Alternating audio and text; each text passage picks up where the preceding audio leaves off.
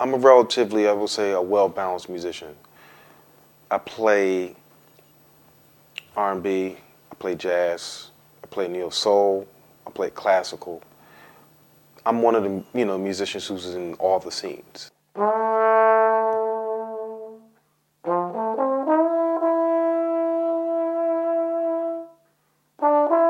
It's rare for me to go to a gig and not know any of the musicians who I play with, because I've had the opportunity to play in so many different genres of the music. Wherever trombone is, that's where I'm going to be at. Grew up in Philly, went South Philadelphia projects, went to South Philly schools, went to Pepper Middle School, same school, Christian McBride. Started out of a program that they ended up closing a couple years later because of budget cuts with them cutting arts and music programs.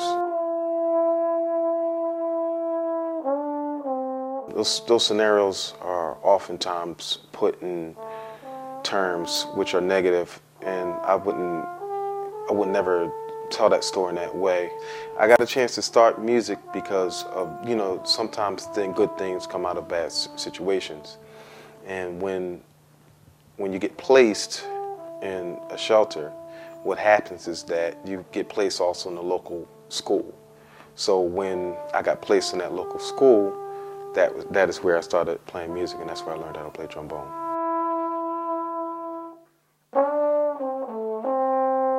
I'm just grateful that it chose me. So I don't know why. I mean, I'm a big believer in things outside of your self-controlling via God or whatever.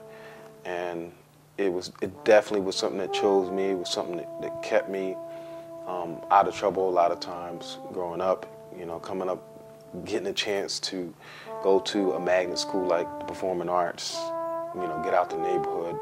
It got me into high school, got me into college, and it also got me my master's degree, and it took me around the world. So I think it more chose me than I chose it.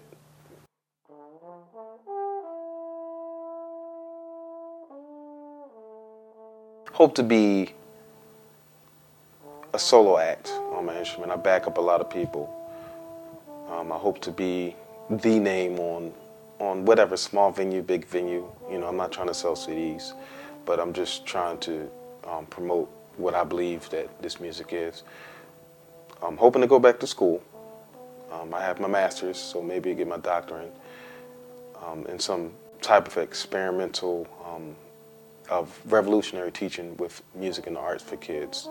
So something like that.